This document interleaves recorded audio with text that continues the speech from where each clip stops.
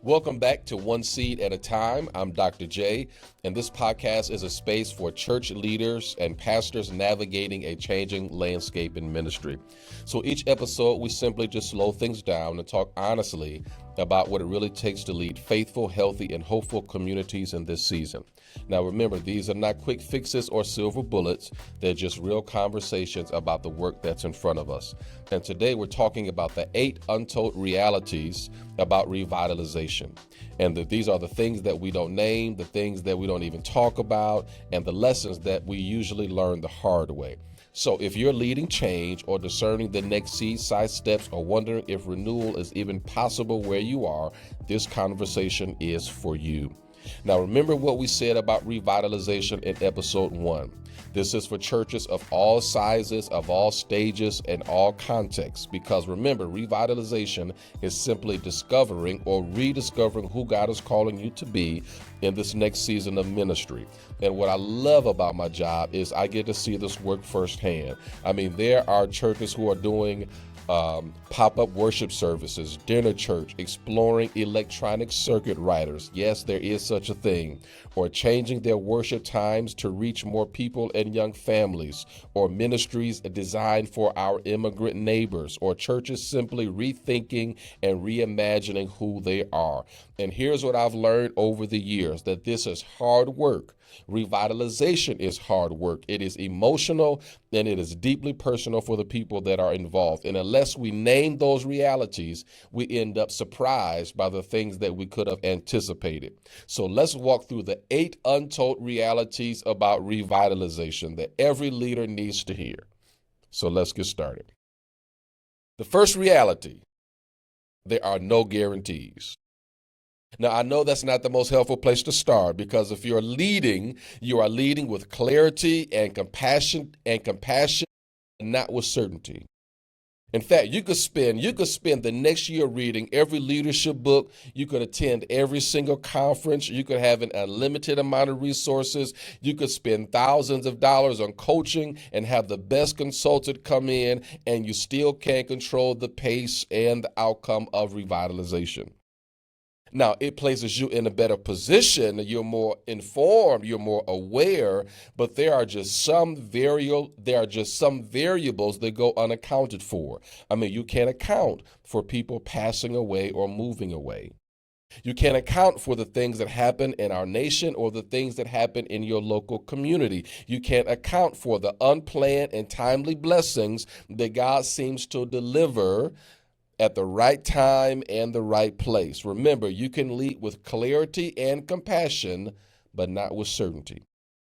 In fact, throughout Scripture, when God says, "I promise I will be with you," it was a promise of God's presence and not a promise of the outcome. And that's often hard for us, because too often in ministry, we think about inputs and outcomes. If I do this, then I will get the right outcome. If I just do a children's moment, that means I've got a worship that will connect with children better.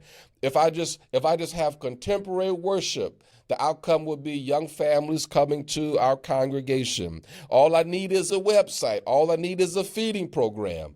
We look at ministries in the language of inputs and outcomes. But remember, there are no guarantees. In fact, if you're doing it well, you will probably fail more than you'll succeed. Why? Because in the work of revitalization, our first reality is that there are no guarantees. And because there are no guarantees, that leads us to the second reality, and that is progress is not linear. Now, in the work of revitalization, you have to account for setbacks. This is why we talked about revitalization being spirit-led as opposed to being desperate-led or good-led or program-led or preference-led. Because here's what this means in reality. In your work, you'll often take 2 steps back, 1 step forward.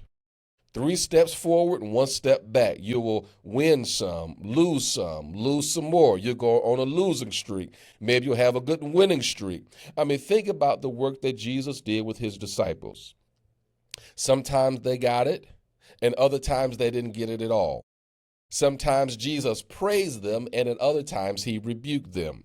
They had moments when they themselves performed miracles, and at other times when people came to Jesus complaining that they couldn't even heal their son. But you know who and what you are committed to when things don't work. And leaders, that includes you. You can tell a lot about your leadership and who is committed to the vision, not just when something goes well, but when something isn't working.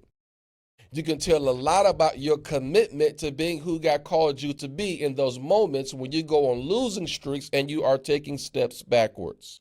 So, are you committed to the vision and the process of rediscovering when you experience barriers and natural setbacks? Remember, it's not linear. In fact, in my first congregation, we decided to do a worship service at the same time that we were doing our feeding program. We did our feeding program once a month, and I wanted to find some innovative ways to reach out to our community in meaningful ways. And so we got our leaders together, we got our choir, we got our musician ready. And at the time that we did this feeding, that we started to have a small worship services. We sang hymns, we sang songs, and I gave a small message. And I quickly learned that this was going to be a failure after a few weeks. I learned that what people needed in that moment was not to sing another hymn or not to hear another sermon, but what they really wanted to experience was just meaningful connection for people to just see them and to hear them and to love them. You take one step forward, two steps back, but remember, progress and revitalization is not linear. Number three, and for some of us, this might be the hardest. A third untold reality is that you can't do it all at once. Now, I know it. I know that's hard to hear. You can't do it all at once. Not every need can be addressed in the same season, and not every problem is yours to solve right now. Let me speak to some leaders who needed to hear that. Not every problem is yours to solve right now. Discernment is learning what to focus on first, what can wait, and what may never return, and trusting that tending one area faithfully is often what makes space for healing in others. Here's the temptation. The temptation for well-intentioned leaders in churches is to do it all, and we'll do it all right now. You're going to solve every issue in your community and solve every problem in your church in the year of 2026. In fact, when I was an associate at St. Luke's, we had a consultant who came in and worked with us through a revisioning process. And he gave us a challenge. And this was difficult for us. He said that he has worked with churches of that sees 15 to 20,000 people. And he said, even with those churches, he only invites them to focus on 3 areas at a time. And he said it doesn't matter what size church he works with, that every church thinks that they can focus on more than 3 things at a time. But he challenged us and said, if those churches who have 15,000 and 20,000 members only focus on 3 things, then there's no reason why we should focus on more than 3 things as well. Because the people that vision well only focus on a few things. Why? Because focus doesn't mean that you don't care about the other needs. It just means that you are choosing where to give your best attention in this season. So what are the things that has your attention in this season? But remember, every church has more good ideas than capacity, more needs than energy, and more urgency than time. Let me say that again. Every church, doesn't matter what size you are, every church has more good ideas than capacity, more needs than energy, and more urgency than time. The word is not to fix everything, but to ask, what is the 1 or 2 things God is asking us to tend to right now? Now might be the next 30 days or the next 60 days or the next 90 days. But when leaders start to focus, they stop reacting to every concern and start leading with intention. And over time, that clarity brings more healing than trying to do everything at once ever could. Number 4, revitalization will change you. Talking to the leaders, revitalization will change you before it changes the church. Remember, congregations rarely move beyond where their leaders are willing to go themselves. Before a church learns to change its habits, a leader learns to change their posture. Before a congregation imagines something new, a leader has to be willing to be reshaped first. And that's not a burden, it's a gift. Because when leaders allow this work to form them, they lead not from fear or urgency, but from groundedness, from humility and hope. So let's shift some language. The goal of the leader is not to just implement change, but to model it. Let's say that again. We're shifting language. We're shifting paradigm. The goal of leaders, the goal of leadership is not to just implement change, but to model it. If you want to see change and for the congregation to be open to new things, leaders, you have to show them what it looks like. If you want your congregation to be more open to reaching out to new people, you've got to show them, not just tell them. If you want your congregation to develop and model a spirit of inclusion, you've got to show them. So what do you, leaders, what do you have to change to reach new demographics? What about you needs to shift? Are you thinking about starting a new campus? How would that change your systems? What do you need to learn? What new skills do you need to adapt to in this next season of ministry? Why? Because remember, one of the untold realities for leaders is that it will change you before it changes the church. And number 5, and this is important, and we're going to stay at number 5 for just a little while. One of the untold realities, number 5, is that you can't bypass grief. Loss is an essential part of revitalization. In fact, loss is a necessary experience of living and becoming who and what God has created us to be. I'm reminded when Jesus was talking to his disciples about a particular destination, and he makes a statement that grounds us. He makes a statement that grounds our work in revitalization. He says that they must go through Samaria. Grief is something that you cannot avoid. Grief and loss are unavoidable parts of revitalization, even when the changes are faithful and necessary, because people aren't just letting go of programs or preferences. I know it seems that way. But remember, they're letting go of memories. They're letting go of identities and the ways the church once made sense to them. So when that grief isn't named, it doesn't just disappear. It shows up as resistance, as fatigue, as conflict. And part of faithful leadership is creating space to acknowledge what's being lost and trusting that lament is not the opposite of hope, but often the doorway to it, because we assume the past version is the best version. Now, here's some different nuances to that statement. Because people will grieve what's no longer working or effective. We get that. But we rarely talk about the grief that happens when you have to say goodbye to something that's been working.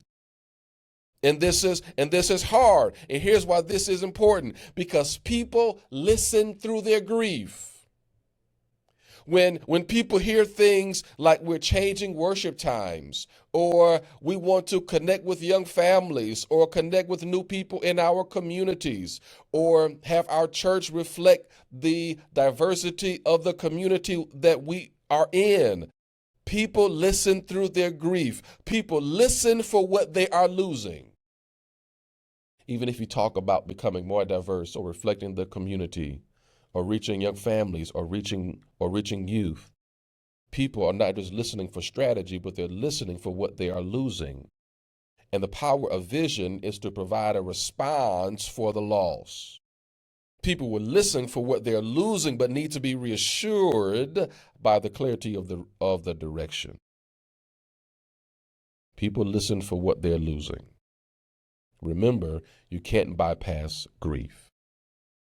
Number 6, full participation is a false expectation. And I know that we all love Jesus, and we are all listening to the Holy Spirit. And I wish I could tell you that when you have a vision that is Spirit-led, that you believe that God is leading your congregation in this next season of ministry, I wish I could tell you that people would jump on the bandwagon, and 100% of people will buy all of the merch and will come to all the meetings, and it will show up next Sunday, and the church will be packed. I wish I could tell you that they will be full and 100% participation. I wish I could tell you that. But faithful leadership doesn't mean unanimous approval. Not everyone will engage at the same level, move at the same time, or say yes to the same things. Let me repeat that again. Not everyone will engage at the same level, move at the same pace, or say yes to the same things. Why? Because churches are made up of people in different seasons with different capacities and different thresholds for change. So you have to pastor people and lead people where they are. And here's the truth. Some people might decide this next phase or rediscovery is not for them. One of the hardest aspects of ministry that I've dealt with over my years and decades of revitalization is having to embrace the reality of when good people walk away. It doesn't mean they're bad people. It doesn't mean that they didn't like me. In fact, I can remember in my first congregation when the most influential person in the church, the most influential person walked away because the church was no longer centered around him. My second congregation, there was a couple I had a lot of respect for, a deeply spiritual couple. He was a former pastor. She was one of our lay servants, highly spiritual, just really, really great people. But there was an instance when we were actually rediscovering and living into the church that God had called us to be. Young adults became essential to the life of the congregation. We were actually reflecting the diverse community that we were in. We had young people, we had children, but we didn't sing as many hymns as they wanted us to sing, and their idea of church was just different than our new expression. So they decided to attend a rapidly declining church just a few blocks away. It was nothing personal. But even in the midst of us becoming who God has called us to be, faithful leadership did not mean unanimous approval. And if you're doing it well, one of the hardest realities that you may have to face is when good people walk away. But number 7 might give you some encouragement, or at least a context in which how you handle or embrace this reality is that you can't take it personal. And I know this is going to be hard because most leaders and most churches, most church leaders, they lead with their hearts. We lead with compassion. And when these things happen and we're leading from a place of love, I mean, you are visiting, you're preaching, and you're teaching, you're showing up to events, and you are there for people at the most vulnerable times in their lives. And when people resist change or express frustration or even decide to leave, it often feels like a verdict on your leadership or your worth or even your calling, and you question either whether you are heading in the right direction or if you are the one who's called to lead them through it. But most of the time, what you're experiencing isn't about you. It's about grief, it's about loss, and the loss of what is familiar to them.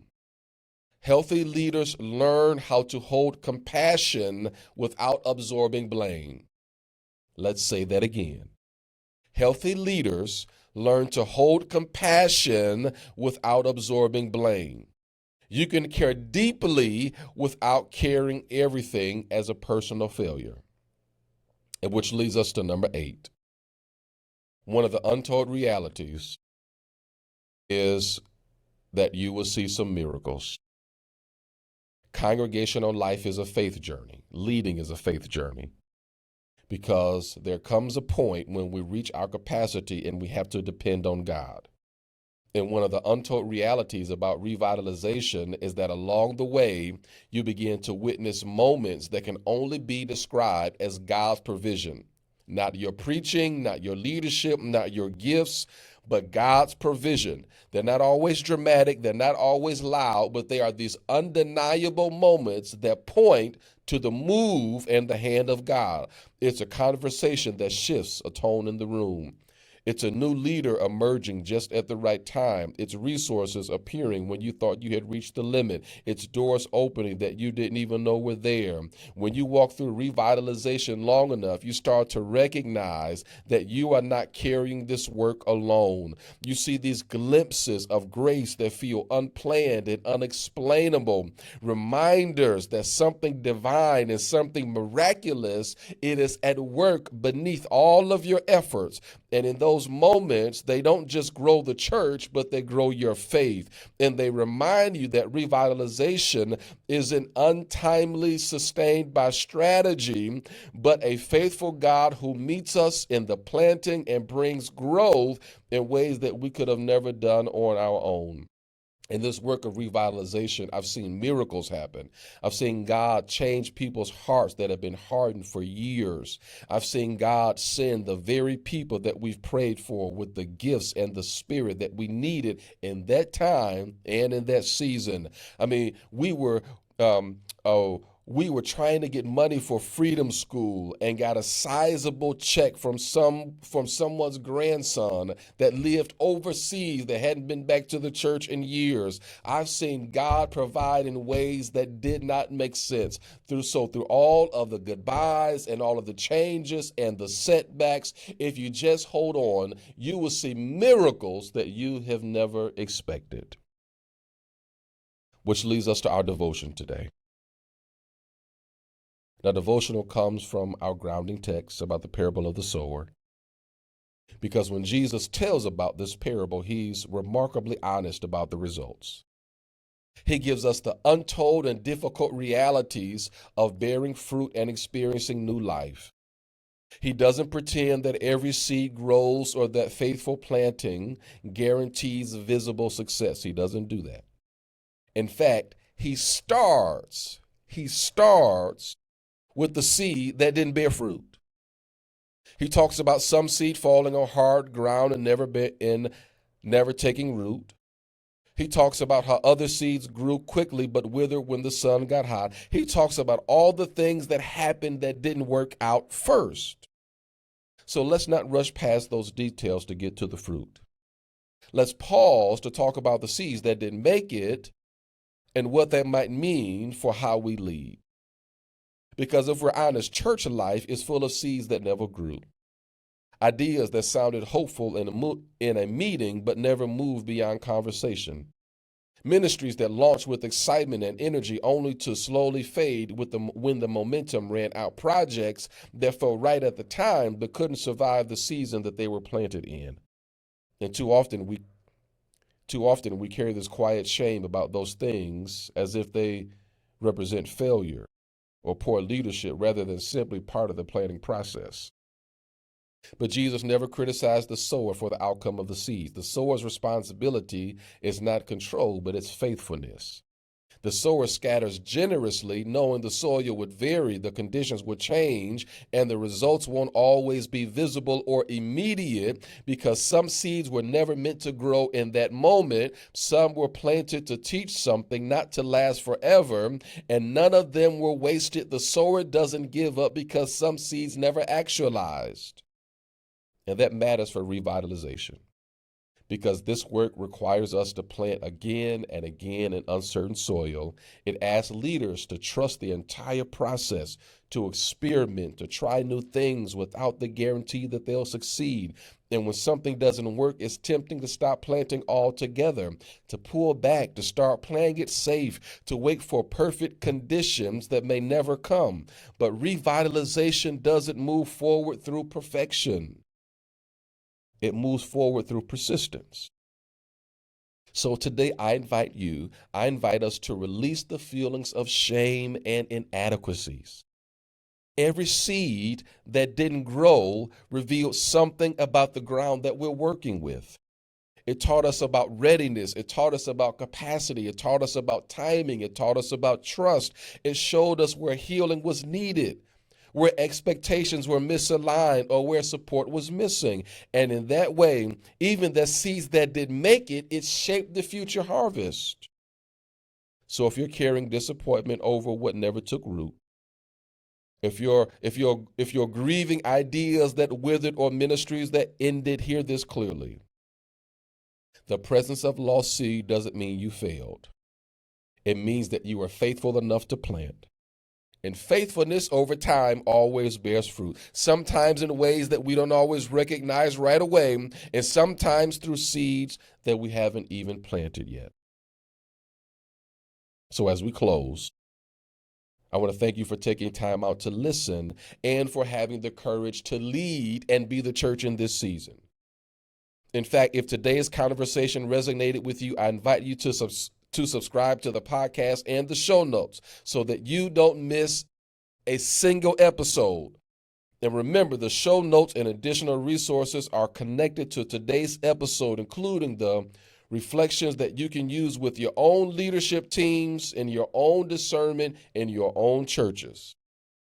On our next episode, we've got a treat for you. We will sit down with our very own Bishop Tracy Malone to talk about call and wrestle with what God might be calling you and your congregation to be in this season. So until then, keep planting and keep trusting and keep showing up one seed at a time.